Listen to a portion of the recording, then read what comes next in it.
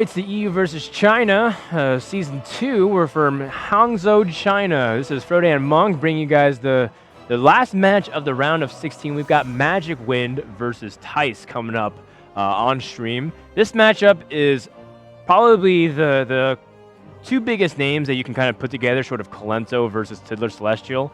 MagicWind for a long time in China was often considered one of the best players as well as the primary deck innovators behind things like Reincarnate Shaman that people didn't see, as well as a few other cool stuff. So I'm really looking forward to this this match, and I'm really curious to see what decks they brought. Yeah, MagicWind, he's kind of a player that was really good, one of the most respected players in the beginning of Chinese Hearthstone. He was did really well in the Korea versus China OGN show matches, but he's kind of fallen off the scene a bit. He hasn't gotten the best results, so he's kind of like a Chinese RDU in that respect. We'll have to see. He's up against a very formidable opponent in Thijs, and we'll have to see if he can get over Thijs in this match and become legendary. Sick reference, bro. Nice meme. Taking a look at MagicWind's lineup here, he's got Hunter, Warlock, and Druid versus Thijs' Druid, Mage, and Warlock. How do you feel like these classes match up against each other? I think a lot of Thijs' decks are very comfort picks. Druid is a deck he's very known for, a deck that he innovated very much. Back in the very old days, in the King of the Hill days, when Thijs won 9 King of the Hills in a row, Druid was his most stable deck. In fact, in his first King of the Mill matches, he actually had a negative record with every other deck, but with Druid, he had something like a 90% win rate. I remember especially against Drivecrow, he was actually down 0-3 in his King of the Hill match and just won 4 games in a row with his Wild Growth Druid, something that Drivecrow had not even seen at the time. Mage is a deck that he favors a lot. He told me he actually is going to play Mech Mage in this tournament, and Mech Mage is a deck that he helped innovate. For example, he actually had one Mirror Entity in one of his Mech Mages, and he was one of the first players to put Mirror Entity and Mad Scientist into Mech Mage. Finally, Warlock. I'm not sure what Warlock this is going to be, but I have a sneaking suspicion that it's going to be Handlock, and I think that's actually motivated by his teammate, Life Coach, of course. Thijs is a member of Team Nylum, and both RDU, Life Coach, and Thijs train together a lot. They're out of all the Hearthstone teams, I feel like they are a team that trains together. Life Coach, he did very well with Handlock in various tournaments. In fact, a very greedy Handlock. And he also got very high with Legend, topping out a number 3 with Handlock. It's a deck that has gotten really back into the metagame, especially because Rogue has become more popular, Paladin has become less popular. Fair enough. That's a pretty good breakdown of what's to expect. Let's take a look at these players in just a second. But before we do, I want to remind you guys about the $60,000 on the line and the Ferrari. This is a little model just to have a case in point, right? Just so that you guys can understand what's on the line here. Just that the fact that it's a Ferrari going to go to the Chinese winner. Can MagicWind go to the round of 8 and continue it on? I became a fan of MagicWind when I saw him in OGN when it was like China versus Korea, and he just like completely spanked the Chinese players. And from that point on, I saw MagicWind. I saw him stare at the camera very intently as he won. He'd do like this thing where he just like looked and did a fist pump. And from that point on, I was like, man, this guy, he's kind of a dork, but he's awesome. He's certainly a fairly intense player. Yeah. I've gotten a chance to meet him a couple of times. He actually even went to BlizzCon. Blizzard actually invited him to BlizzCon because he's such a prominent member of the Chinese Hearthstone scene. Yeah. I got to talk with him a lot, and he's very motivated. He definitely knows what he wants. So he really is like RDU, huh?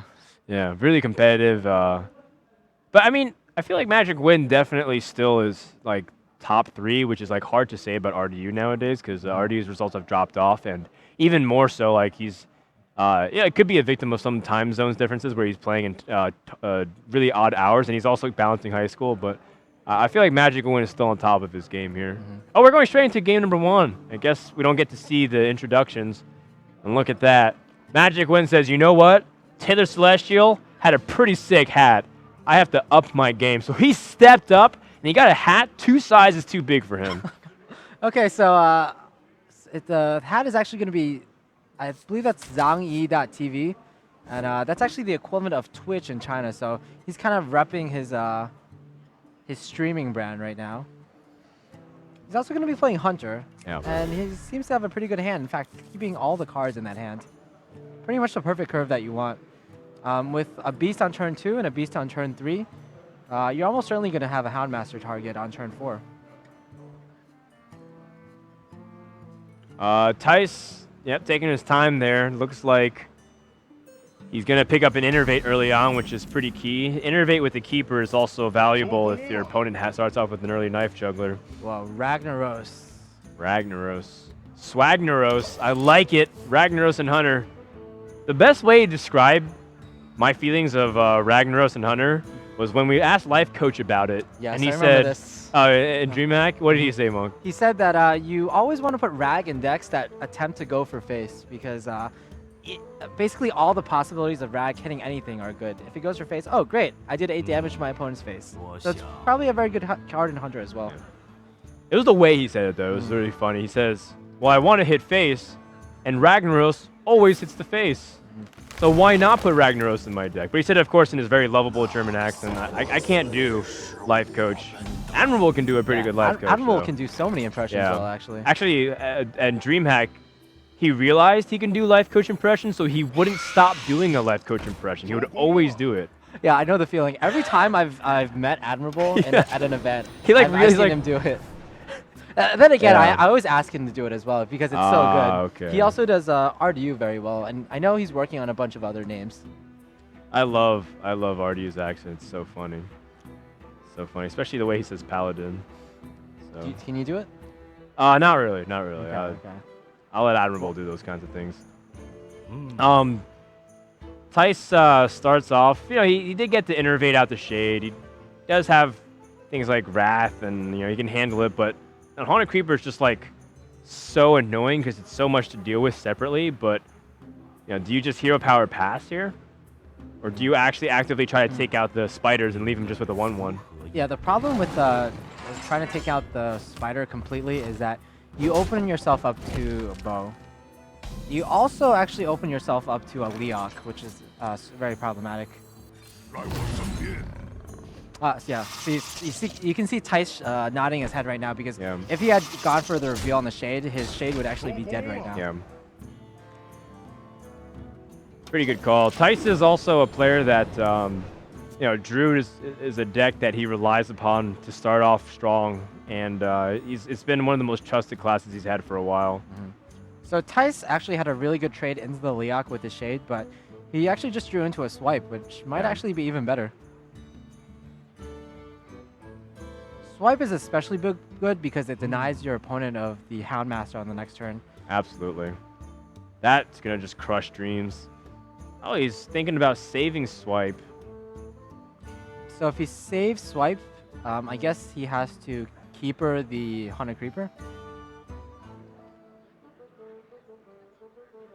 Yeah, that's fair. It does make the Houndmaster trade pretty well into it, though.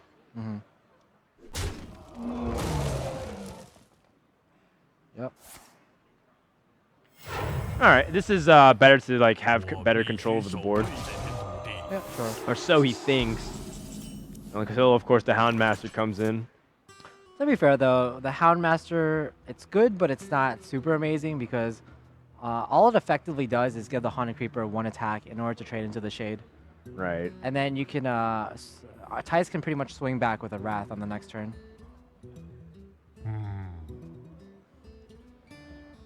Yeah, well, at least he answers 2 questions. The first question, of course, is, can I stop this Shade? And the second question is, who let the dogs out? You get it.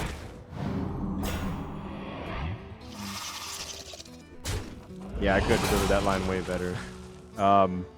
Took me a while because I didn't see any Hounds on the field and I didn't see any Timberwolf. But right, but it's because Houndmaster says I let the dogs out. So. That should be a fairly dedicated Hearthstone fan. 4 out of 10. Sure. I'll give you that. Not my best material. Okay, so pretty easy Sludge Belcher. Yeah, Sludge Belcher is definitely the best. It seems like his hand's just a little bit awkward. There's a lot of cards that respond to things.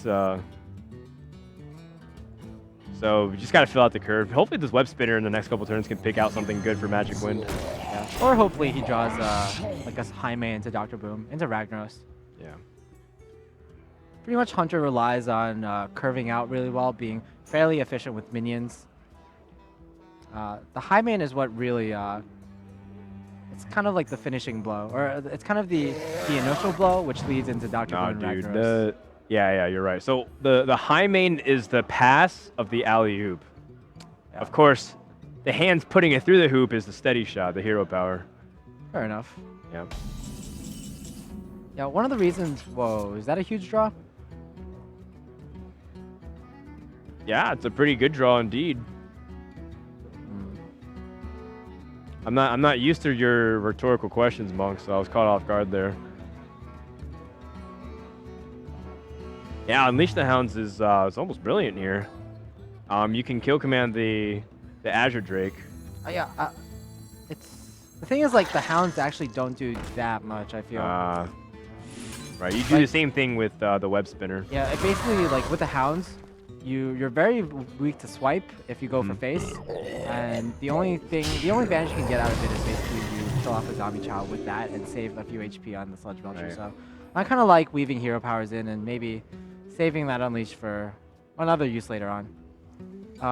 Tice, we didn't mention, but he has a Kazan. Kazan Mystic. Exactly. Kazan? Did we? Oh, trap goes down. Did we establish that as a Kazan Mystic? It's definitely not whatever you said before. Keyzane? Keyzane? No, not the doing with southern. them Keyzane Mystics? Not the southern flair that we were going for.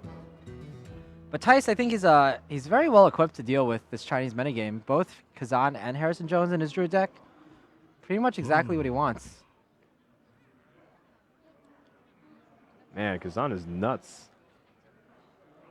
Yeah, why wouldn't you Kazan here? 'Cause now then the Hunter can't trade down, and like Unleash the Hounds just always has to go for face unless he wants to spawn more.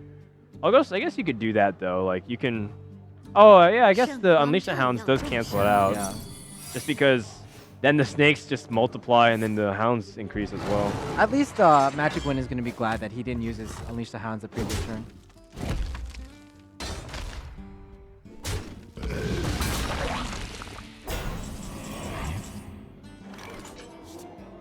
Eagle Horn Bow. I bet he wishes he had that secret now. But Yeah, Eagle I Horn Bow is suppose. still pretty good. Yeah, but the Unleash the Hounds with the snake trap allows him to rubber band his back down to reasonable range. Do you attack the Web Spinner into Kazan first? Yeah, I I suppose think so. You just want to set off the trap, perhaps get Oh, this. Doesn't really matter, right? Either way, there's the Hounds will still trade into the Kazan Mystic, whether it's this or something else. Emperor Cobra. Yeah, I would say that's pretty good against Druid normally.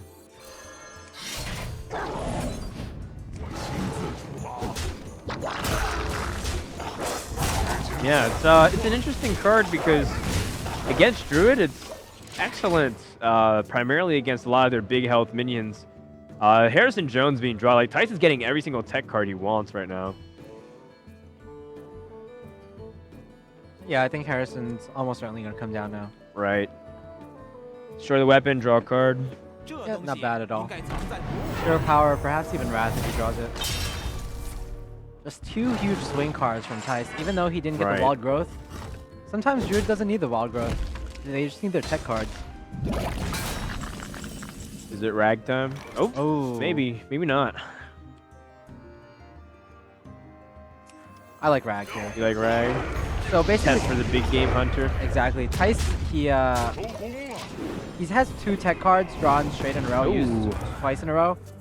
But does he have the third? And no, he does not. Right, but he does have a board clear and dropping the Shade of next Ramus. If MagicWind sees that Tice doesn't play a BGH, he's going to be really happy. Dr. Boom's going to come down, and it's not going to be easily contested. In addition, Tice will probably have to use a swipe on this turn as well. Yeah, he doesn't have to, but it makes it much better, especially that kills the beasts off for the denial of kill command. Yeah. After the swipe is used, the Dr. Boom Boom bots will actually gain a lot of freedom. It's true. It's very true. Although if Tice gets the big game hunter now, then it becomes like this very iffy scenario where maybe you can trade effectively or even gain a card. Because Dr. Boom, Drew is one of the better class that can deal with it if it gets Wrath and big game hunter, because you actually go up a card. Wrath, hero power, and BGH gives you a +1 advantage. It's just that the Boombot damage is usually too much. Now we can see exactly what Life Coach was talking about in the last turn. Ragnaros hit face, and even though it was the worst option of the two, it still wasn't bad because Tice, he can't really effectively deal with this Dr. Boom.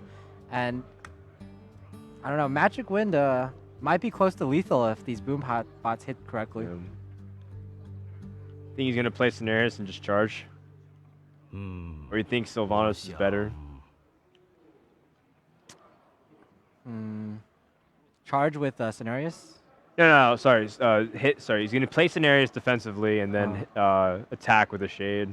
So he can get some damage. In the event that he gets Savage Roar, right? So he has a combo. Yeah, this is actually one of the most difficult turns of the tournament, I feel. What he could do is actually go for the play we saw in a previous match, where he tries to get the Boom bots to hit Sylvanas. That's extremely risky. That's fairly last That resort. is stretching it, man. It feels like this is the best time to Scenarios because it has such high health that Boom bots can hit it with minimal impact. So. Oh, Kodo. Oh, the kill command. Oh man, so much potential for wreckage. Dude, if one Boombot hits the face, it's game over, right? If one Boombot hits the face, GG. See it. Okay, one more shot, Still pretty good. Now it's a 50-50 to win the game right here. Oh. Well, this. Still pretty good. I mean, Yeah. you're going to do 7 to your phase with Dr. Boom. And you know there's the high main rule where if you hit with high main, you win the game once. If you hit high main once in the face, you win. But what about the Dr. Boom rule? I mean, that's more damage, right? I'm pretty sure it's like if you play Dr. Boom, you win type of like feeling, but a lot of cases, it's like so much variance with the Boombots that it's really difficult to say like a general rule because sometimes Dr. Boom doesn't actually do much. So Tice can actually clear the board now. Right. And he actually survives. That's pretty funny. Yeah. MagicWind actually just has to draw a beast. He did draw the combo too, so it's those scenarios where if any minion survives with the Scenarios, it would have been lethal for Tice, right? Yeah. So, oh, that's a beast. Wow. Kill command for the win. Hey, steady shot is the hand that puts the alley-oop in, man. There it is, game number 1 in the books. And MagicWind. Swagic-Wind. That's what it is, dude. Look at it. Zangji TV on top of his head. Yeah, good No advertisement. shame.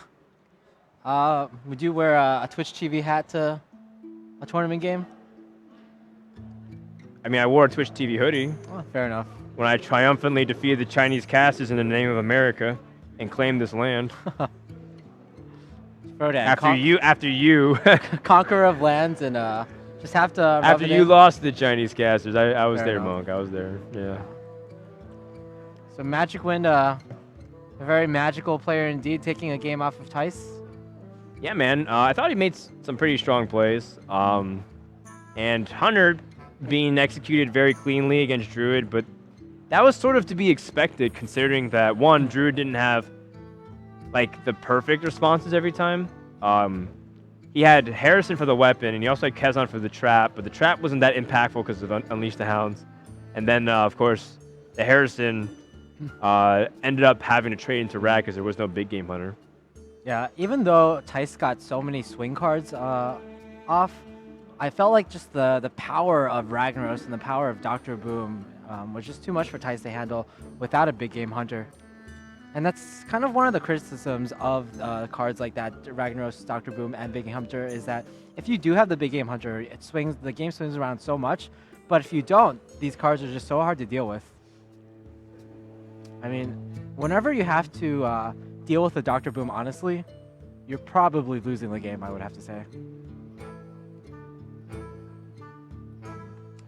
Tice definitely not looking happy here because he teched his Druid for specifically this matchup. He had a Kazan and a Harrison in his deck, and his opponent has Druid and Warlock left, so neither of those cards are going to be useful in those matchups unless the Jiraxis happens to pop up. Right, so he needs to win with a little disadvantage, and he's going to go with Druid again. MagicWind turns to Druid. We have ourselves a good old Druid mirror. Yep, once again, our favorite matchup, who can draw Walled Growth. I mean, we act like this is the most boring matchup in Hearthstone when it's not. There's definitely a couple other mirror matches which are equally as taxing, or if not worse. Warrior versus Warrior, Priest versus Priest, Paladin versus Paladin. I think it's less that we think that the matchup is boring, but rather that it often feels like the game can be over in the first few turns, and both as the player and as a viewer, you don't want to see a game where you just feel like one side has already won early on into the game. For example, Warrior versus Warrior, you pretty much don't know who wins until the last 2 or 3 turns usually. Same things with Paladin versus Paladin. I think it also is, you bring up a really good point. I think it's also part of the reason that it feels that way is because we see it so often. Druid versus Druid is a pretty common matchup by all means at the pro level. It's true. And MagicWind, he doesn't have any cards that he can play, but he was just mousing over his cards, just kind of throw Tice off. Make him think about a possibility of Innervate. Of course, we see nothing playable for the next 4 turns for MagicWind. Tice, on the other hand, picks up Innervate. What does that allow him to do? Nothing, really. He's got combo in hand. But on the turn 4, he can play Dr. Boom. It's pretty sick. It's true. Or on turn 6, he can combo his opponent's face. Also very sick. I mean, you laugh, but you easily just pick up, 14 damage through just a couple of sources. Wow, both hands are pretty terrible, I'd have to say. Yeah, both hands have combo. Both hands have Dr. Boom. Both players are probably thinking, "Oh, I have the worst deck. I have the worst hand possible now." And now we're gonna see multiple turns of just hero powering. Yeah. Specifically, I bet they're both worried, like, I really hope my opponent doesn't have this. I'm like, okay, good, he doesn't. So Tice could actually play something on this turn. But no, he's going to go for turn 4 Dr. Boom. I think turn 4 Dr. Boom into turn 5 Druid of the Claw into turn 6 Sylvanas. It's like GTFO. Can't. Oh! MagicWind picks up the big game hunter. That's huge. Now, MagicWind might be thinking, I might have to play a minion this turn because I haven't played anything in my first 3 turns. So right, but that plays straight into Keeper the Grove. Exactly. Oh, man. You have to bring up a good point. What if he thinks he has to gain some board initiative here? This could be the single decision that decides the game. That's it. Wow, MagicWind has the star sense. And of course, Tice, does he sense it? Pretty hard to pass this up, though. And to be honest, even if Big Game Hunter comes down, there's still the boom bots, and then you still have initiative on the board. Yeah, that's true. You're guaranteed to at least have 1 boom bot, unless MagicWind draws an Innervate. Not an Innervate, but... Right. So, you guess you hero power one of the 1/1s down first? Specifically, I like hero powering here instead of Wrath, because on turn 6, you don't have anything to do currently. So basically, you want yourself more options, because you're probably going to play Pilot Shredder on turn 6. Plus, you want to have the option of either hero powering or wrathing on turn 6 as well. So yeah, hero power, I think, is definitely correct. 4 damage. 7 damage here. Big Game Hunter. Deal 7 damage to your opponent's minion. That's rather nuts. Over in Tice land, still doesn't have to be too discouraged. He still has a decent curve to follow this up. Still rather unfortunate as Innervate got shut down so hard.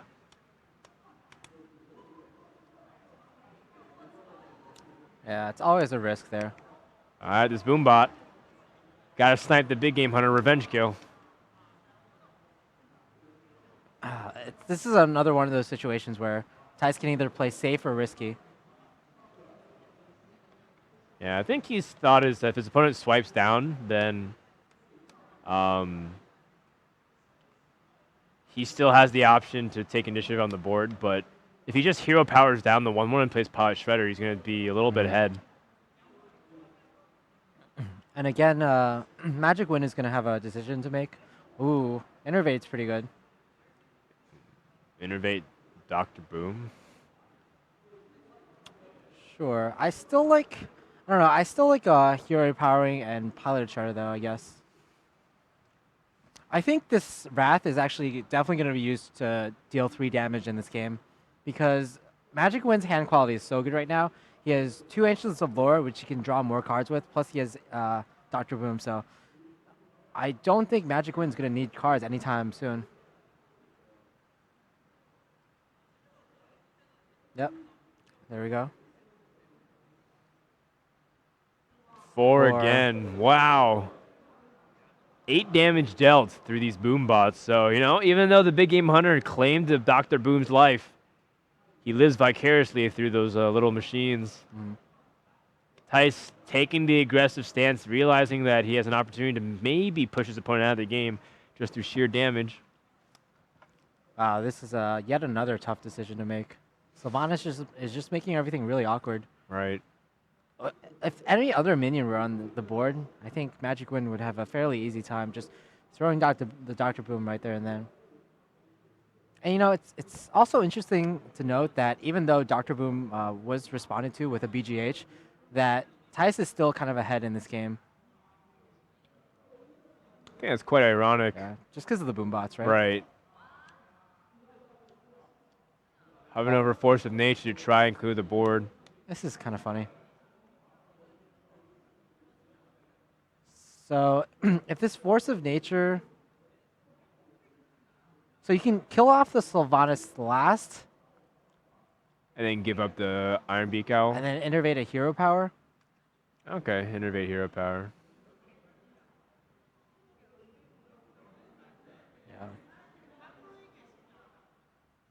Yeah. Ugh, but like you said, it gives initiative completely back over to your opponent. The other option was to have a chance to give your opponent a tree, but then you basically give your opponent a 2/2 Keeper of the Grove, and then you leave a 2/1 for yourself, but you also leave the innervate. So I don't know. It's questionable which way was better. Ooh, Wild Growth. Is Thijs gonna Wild Growth on turn 7? Yeah, he has combo in hand, so if he drew the Claw Charge and played Wild Growth, he'd be set up for a combo finish.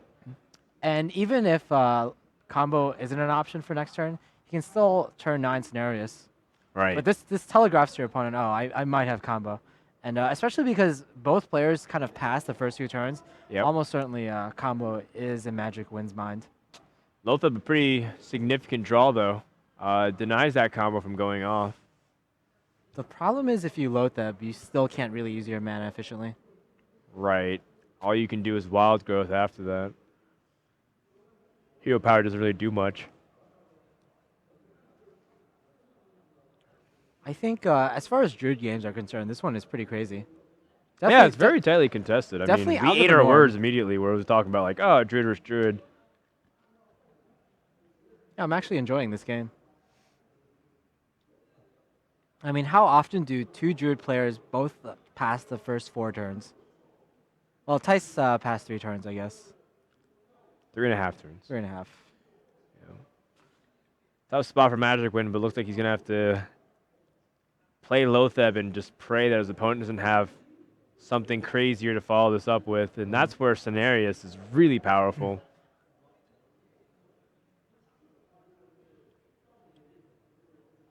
Yep. I mean, this could all be rewinded back to when Thijs had the Boombots do 8 damage. right? And Yeah. just imagine if it only did 2 damage on the other side of the spectrum, he'd be playing with 6 more health, and he'd be a lot more comfortable. You know what's interesting is that Dr. Boom was played for 7 mana, right? And MagicWind actually had to use 7 mana to respond to Dr. Boom with a BGH and then 2 hero powers. And in response, the end result was basically that 9 damage was actually done to MagicWind's face. And in response, MagicWind had developed a 4-2. So he basically traded a 4-2 development for 9 damage to his face. So, are you following along? Yeah. So 8 damage plus the 1 totally, damage. dude. Yeah. Great. So yeah, even though BGH was like Professor Monk. BGH was the perfect response to Dr. Boom, Ty still got the upper hand there with the innovative Dr. Boom. I think that was what he was looking for. Oh, exactly, actually. Yeah. I mean, does that really help though? Yeah, it helps in his mind, but of course we know the answer is no. He has to play as if combo is not in the hand, but it's his best chance of survival. And we know Tice can pretty much play this turn with his eyes closed. There's so many ways to kill his opponent this turn. Yeah. I think Tice is really relieved at winning this game because, again, his Druid was teched out to beat Hunters with the Kazan Mystic and with the with the Harrison Jones. Otherwise, he'd be a liability from this point on. All right, game number 2 in the books. We have the Druids down, so that's Warlock and Hunter versus Warlock and Mage. Oh, sorry, MagicWind won with Hunter. So we have Druid and Warlock versus Mage and Warlock. Interesting. So it's going to be Mech Mage versus and probably Handlock versus Druid and probably Handlock. I think. How is Mech Mage against Handlock nowadays? I think it really depends. Like on the tech stuff, like the secrets, mirror entity and stuff. And who knows? Like Chinese players really love their Kazan Mystics. Maybe MagicWind also has a Kazan Mystic in Handlock. Ooh, and takes the mirror entity. That'd be pretty sweet. The issue with Handlock versus Mage or Mech Mage is that typically what Handlock can do is they can actually usually stabilize on a low health and then put up a bunch of taunts and Molten Giants. And against a Hunter, that's usually not a problem for the Hunter. But against the Mage has limited sources of damage from their hand. They don't have hero powers that do 2 damage every turn. And they don't have like insane kill commands every single turn. And they don't. Right. And they also have silences. The Hunters have silences, so oftentimes when a Handlock stabilizes on 10 health or even 12 or 14 health behind a bunch of taunts, Mech Mage pretty much can't do anything right there and then, whereas Hunter has options, at least. Okay, I got a question for you. The 3 amazingly sexy pieces of articles and accessories on MagicWind, the hat, the jacket, and of course those awesome earphones. Which are you the most jelly of? I'm most jealous of the Chinese flag pin that he has on his jacket. I wish I had a flag pin just to show my patriotism. That was not in the selection, Monk. That was not part of the choices. Well, you know what? You get 0 credit for that answer. I like to think outside of the box. No, that was a multiple choice answer, and you picked none of the above, and that was not the correct answer. Well, I certainly get points for creativity. No, you get 0 credit. All right. So I think you fail. You get B+. I'm sorry, I've disappointed you, Father. There's that old video where the guy was like talking about, oh god, I forgot what it was, but it's like he was getting yelled at for getting a B+. It was pretty hilarious. I mean, I've certainly got yelled at for getting B+. Damn, man, I'm sorry to hear that. My childhood. Anyway. Mech Warper. Pretty good opening. Are you gonna yell at your kid for not getting Legend? Oh yeah, definitely. That's what I've been passed on. I didn't wade through 20 miles of dank memes so that you could get rank 2. Yeah, I walked 20 miles uphill to Legend and 20 miles back down to rank 15. Or back up to rank 15. All right, well, we got Mech Mage versus the Handlock. We were talking about this. Oh, the Demon Handlock. Is it handlock actually? We don't know if it's handlock yet because we haven't seen any giants. It could just be pure demon lock. There are a lot of handlock components though. Like, well, I guess all of these cards in MagicWind's hand are just often found in demon lock.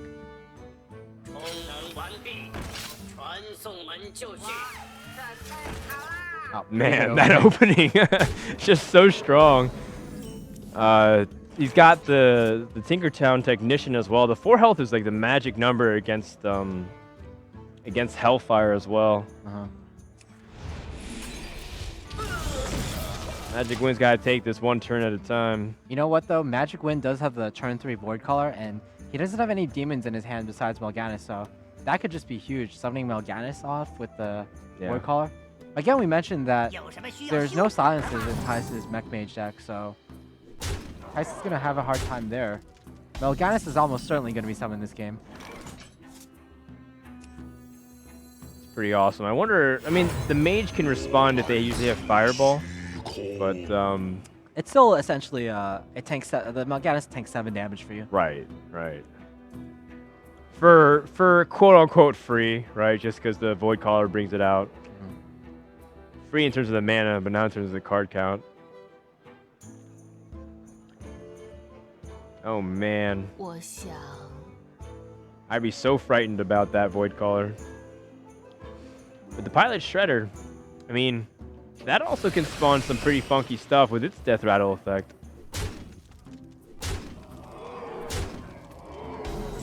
I don't think this matters too much. Oh. Well, he already had a Shadow Flame. I don't think this matters too much, Monk, but I think the positioning of the Pilot Shredder needs to go between minions. Yeah, that's true. So that way, if ever like a Flame Tongue Totem or a Direwolf Alpha. Yeah, exactly. It's pretty rare though. But yeah, I mean, it's not impossible, but it's like a 3 or 4% chance. And if it happens, then well, then you look a little silly sometimes. It's true. So he doesn't have to Shadow Flame here, to be honest. No, you can just silence. Owl plus Mortal Coil removes a lot of damage on the board. Plus you can summon Melganis.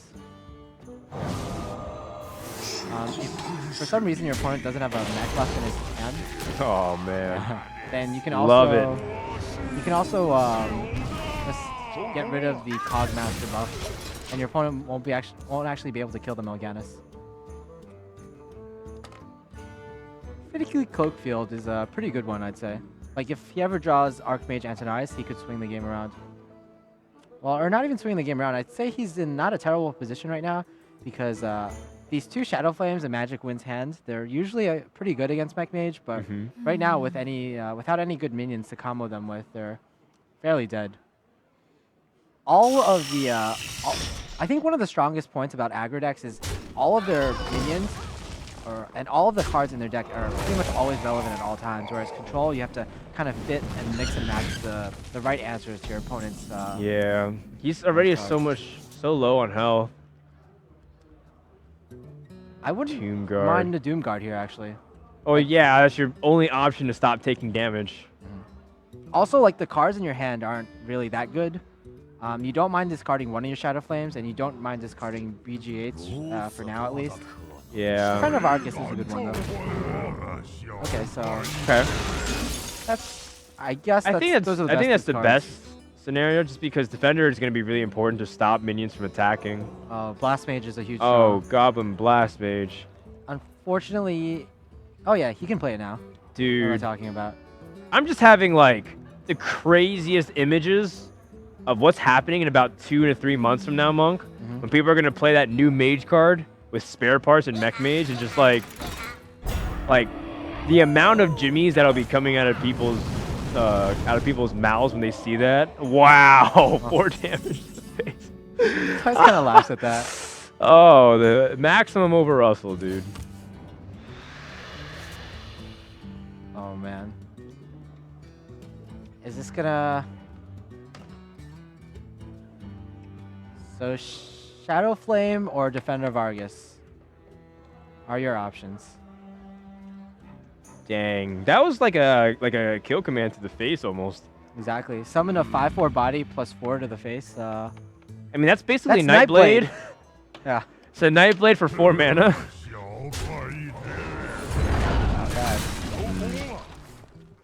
Gotta do what you gotta do, but the anti heal bot is pretty clutch unless the game ends right now with Fireball.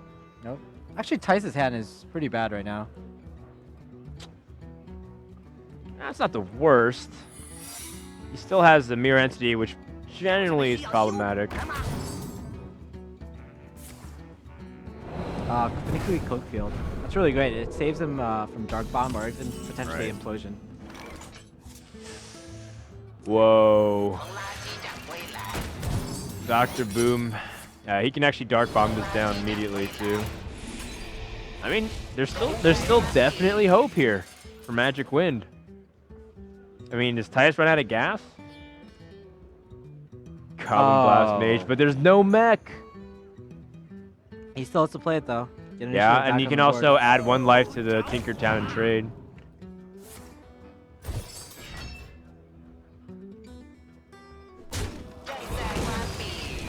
Yeah, I guess you don't want your Blast Mage to get Mortal Coiled. You're not really afraid of Shadow Flames at this point.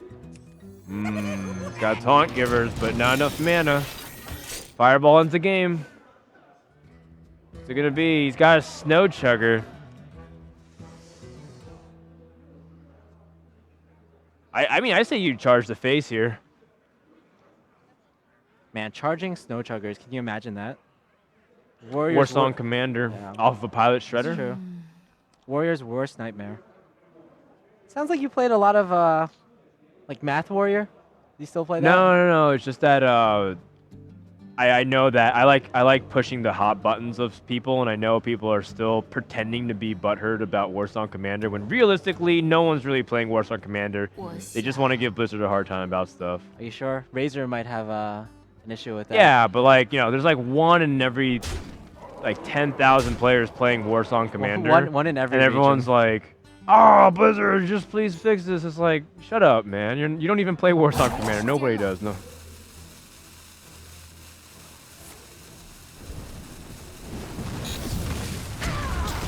All right, reasonable. Good. That was, besides space, that was probably the best outcome. Yeah. Oh! Molten Giant. I mean, now it's basically like Fireball or bust. Exactly. Yeah. This is exactly what I was talking about. Molten Giants can come down, but again, it is the Fireball that ends the game. Pretty much all the minions on Tice's side of the board are completely irrelevant.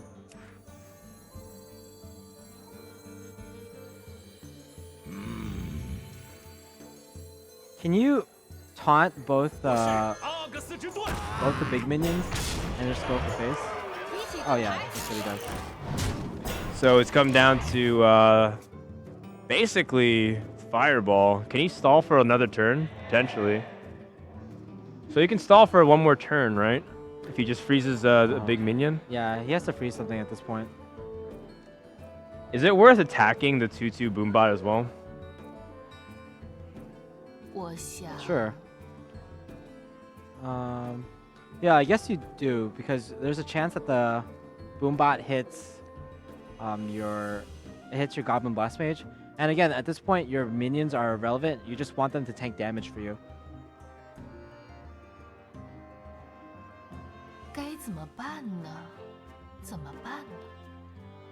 So I say the play here is freeze one of the 8/8s. And then attack into the Boombot. Right.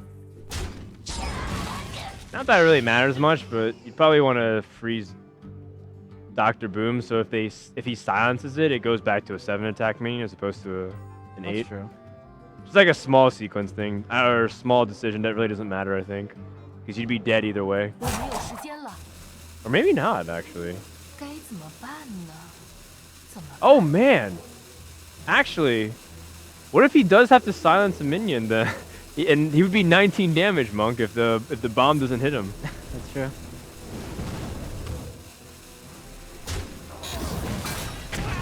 Okay, so... Okay. Oh, well, Sludge Belcher.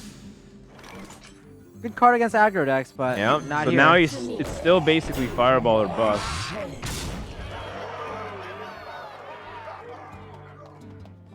Tice is praying really hard right now. Yeah, none of these attacks matter at all. He's like, please. No. Oh!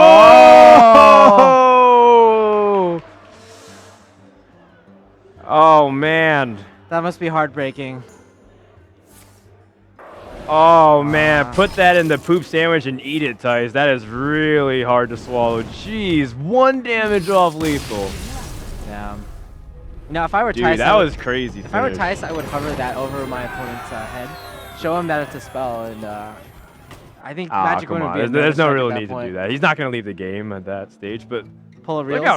Look how stressed he is, dude.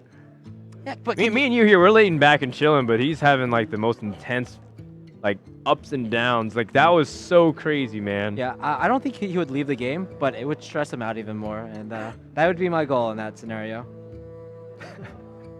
I didn't win, but I raised your anxiety by a couple of levels. Haha. Yeah, force you to misplay in the next game possibly. Oh man, you're all about those inches. Those inches that turn to a mile. We have Druid remaining. Yeah, Druid for MagicWind, and Ty still has his Mage and Warlock. And okay, that's still two tough matchups. Even though it's an uphill battle for Tice, as he has to win 2 games as opposed to MagicWind's 1. Yeah, I agree with you. The 2 very tough matchups. Mage definitely has a very huge advantage against Druid, mainly because of Mirror Entity, and we're going to see if MagicWind has teched in Kazan Mystic into his Druid deck, which is a card that we've seen from a lot of Chinese players in their various decks, Druid and Paladin even. Also, Warlock, I have a suspicion that Tice is running just a standard handlock a la Life Coach, although Life Coach has used a Demon Lock lately. A demon / handlock, so anything is possible. Here we go. Mech Mage, it's the deck that a lot of people really hate losing to, up there with Hunter. What will be the case here? Wow, I've seen this kind of mulliganing style from Life Coach. Most players, they don't keep Goblin Blast Mage at all, but I've seen, the first time I've ever seen Goblin Blast Mage being kept was by Life Coach, and his reasoning is that Goblin Blast Mage is kind of your key card in this matchup. Wow, or just key card in general. Awful draw, Monk. Man, Kodo. I mean, Kodo's pretty good. Kodo is interesting, man. Why do you think he brought Kodo? I remember Kodo used to be like one of the big, heavy-hitting cards against classic Warrior, but yeah, exactly. In fact, what is about it now? Tice, in his original Ramp Druid deck, he actually ran 1 Kodo just as an extra 5-drop. Back then, of course, 5-drops were pretty bad. You didn't have Lotheb, you didn't have Sludge Belcher, you didn't even have Spectral Knight, so the options were basically Druid the Claw, Adder Drake, or Kodo. And yeah, Kodo is a good tech card against Warrior, good tech card against a lot of aggro decks, so. Yeah, sometimes it was like the way for you to climb back against Zoo. Yeah, exactly. This is actually the 2nd game in a row, I believe, that MagicWind has just had a horrible Druid starting hand. Oh, man.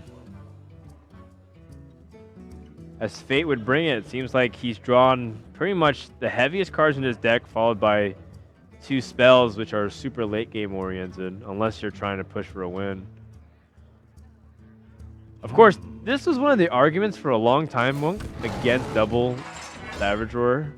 I remember when like, everyone was like, 1 combo is fine. Yeah. It's for instances like this. Exactly. I feel like these days, especially, double combo might be slightly worse than before. Like back in the Miracle Rogue days, where it was actually a race between Druid and Miracle Rogue, who could kill their opponent first, who could burst down their opponent, whether it was Combo or Leroy Jenkins. I think in that metagame merits a double combo, but in this slightly slower metagame, I feel like playing a more safe style probably slightly better. And it's actually exactly what Dog, a famous Druid player, says. He really prefers to use 1 combo in his Druid decks as opposed to 2. Fortunately, MagicWind draws a Wrath, but he won't be able to finish off this Mad Scientist that he spent his hero power on last turn. It's poking damage in, which is the most annoying part about all this. Getting that damage a little bit in every single turn does add up so that the Fireball finish ends up becoming highly relevant. Oh, another missed turn. This is really poor for MagicWind, and he's shaking his head, realizing that like this is his opportunity to close out the series, but Tice is getting basically a game wrapped up in a silver bow. Yeah. One thing to note is that both players can actually see each other in the booth. So MagicWind is actually really wearing his emotions and his heart on his sleeve. He's really signaling to Tice that man, he doesn't really have anything. Here we go. Here we go. So what do we do? Do we Kodo? So if and more importantly, if you shoot the if you land on the mad scientist, does it copy the Kodo? I'm not actually sure because I know that if you blast mage a mad scientist, the mirror entity copies the blast mage. So if the battle cries work the same way. Yeah, I would say so. So like the Kodo is actually way too risky, I think. Giving your opponent 3-5 is like one of the hardest things to deal with as a druid. He goes to the safer route. I can definitely get behind this. Fortunately, there's a fireball, or even a blast mage. Blast mage, I guess, is slightly riskier. You don't have to though. You can even trade in. Yeah, you can trade in and then play like Tinkertown with the Snow Chugger. It's still like a good amount of stats, and you even start freezing him. Just have to make sure that Pilot Shredder doesn't backfire. Which again, Tice needs to position his Pilot Shredder in the middle and stuff. Defies Strain Leader. It's pretty average. I think average stats are 5 though, right? 3-2 or 2-3s or 1-4s. Yeah, I guess. But there's a lot of like 0-4s and 0-3s. A lot of 1-1s as well. Oh, wow. What is that secret? So Vanas could be a turning point, but I mean, that's most likely Mirror Entity. I think you have to bite the bullet here and go for the Kodo. The Kodo? Yeah. I mean, yeah, I think the Kodo's his best chance. Oh, nice. Lands on the Snow Chugger. Better of the two. Yeah. But still, there's just so much power on board. Plus, there's the Doctor Boom, 7, 8, Rodman Blast 10, Mage, Fireball. 16. Very close to lethal already. 3 to face. So I think if he just like pings and just starts pushing. Yeah, that was like a Frostbolt. Was your opponent's face. Or a Knife Blade. Fair enough. Innervate. Yeah, I think it's time to scoop it up. There's nothing really that you can do here as MagicWind. I mean, this just isn't the case. This day has been full of 3-2s. This actually, it's gonna go to Game 5 every single series, and I think that's pretty much poetic of how we're gonna end the day as we started. Yeah, exactly. MagicWind is just counting the damage, and he sees that he probably can't survive. Yeah. I mean, he's not dead on the board, I believe. 7, 8, 9, 10, 11, 12. 15 damage. Okay, so he draws just to see what would have happened. And of course, nothing good would have come of it. Yeah, basically, the first 15 cards in MagicWind's deck were like all of his heaviest cards. Like, I can't think of anything else other than Scenarius, maybe? Yeah, and the Force of Nature, and then he would have had like everything. Now, if you're in MagicWind's position, how sad would you be if you lost 3 games in a row with Druid by drawing just terrible hands each turn? Would you just stop playing Druid for the rest of your life? I mean, yeah, I would. Punish that class. But then again, I'm not MagicWind. Even though as much as I wish I was him, I mean, I can't even believe. I don't even know how the bunny girls, the bunny girls? Yeah, I can't even believe how the bunny girls are restraining themselves right now when they're in MagicWind's presence. It's just impossible, if you ask me. Yeah, I certainly. I'm really tired, Mo, because it's been a really long day, dude. I certainly would not be able to restrain myself either. Yeah, of course, we're going the full 5 matches per match, or 5 games per match. The full 20 games. Yeah, we went the full 20 game distance, dude. And wow. All right, so I think he's been repaid. Okay, yeah. It's fair enough.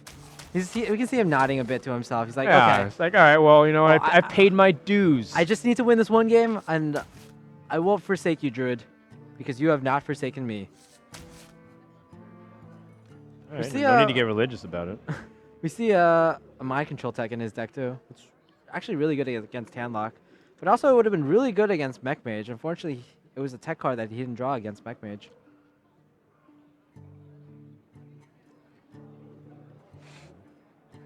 I don't think, yeah, that's actually really funny that he has the mind control tech and never drew it against Mech Mage. I mean, it's a pretty common tech, especially in the Western scene. I know in the Chinese scene, mind control tech was actually used way before mind control tech was introduced in the Western scene. So again, an example of the Chinese being ahead of the meta. That's actually a pretty interesting mulligan from Thijs. A big game hunter as well, Big game and hunter, a keeper of the Grove. He's got the full set. This is actually one of those matchups where Innervate is not as important because you don't really care about huge tempo swings. You care more about just having the right answers to your opponent's big threats. Eventually, hopefully, you draw into Ancient of Lore, for example. I mean, part of it is a tempo swing, though. If you can big game hunter and then start building the board a little bit more. I've actually heard some Handlock players tell me that they don't keep Innervate in their opening hand if they know that they're going up against the Handlock. It was very interesting when I heard it, but it kind of makes sense, I feel. Like, another tip about Druid versus Handlock is I've heard some players say that to tech against Handlock, instead of putting in a second BGH, for example, you actually